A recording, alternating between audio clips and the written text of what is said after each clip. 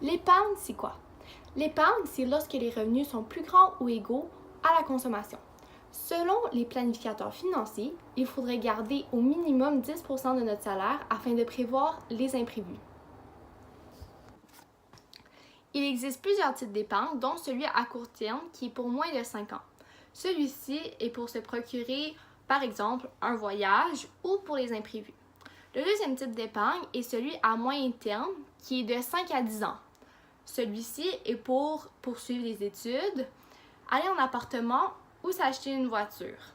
Finalement, le dernier type d'épargne est celui à long terme qui prend plus de 10 ans. Celui-ci est principalement pour s'acheter une maison, pour recevoir des enfants ou pour la retraite. De plus, en mettant automatiquement une partie de notre paye dans un compte épargne avant même de pouvoir la dépenser, ça nous permet d'apprendre à vivre avec moins puisque nous ne voyons jamais la couleur de cet argent. Pour finir, attendre un peu avant d'acheter quelque chose qui nous en fait rêver car parfois, le désir s'estompe. Il y a deux principales catégories pour l'épargne. Il y a premièrement les comptes enregistrés. Premièrement, ceux-ci sont pour faire diminuer son revenu imposable et pour ne pas payer de l'impôt sur l'argent qu'on a fait fructifier. La deuxième catégorie principale de l'épargne, c'est les comptes non enregistrés. Donc, c'est le contraire des comptes enregistrés.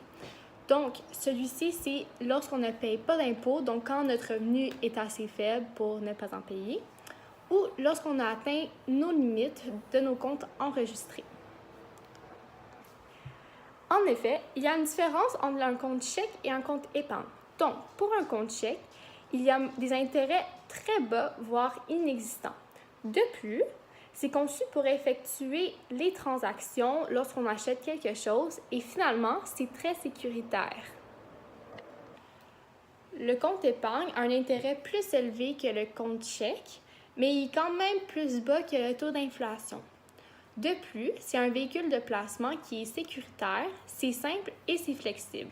Donc, dans la catégorie des comptes non enregistrés, on peut y retrouver les CPG, les obligations et les actions. Les principales différences entre le CPG et l'obligation. Donc, pour les CPG, c'est offert par les institutions financières, tandis que les obligations, c'est offert par les différents paliers du gouvernement provinciaux ou fédéraux. Aussi, pour le CPG, il y a un terme à respecter, sinon il y a une pénalité, tandis que l'obligation d'épargne, c'est un véhicule de placement sécuritaire, flexible.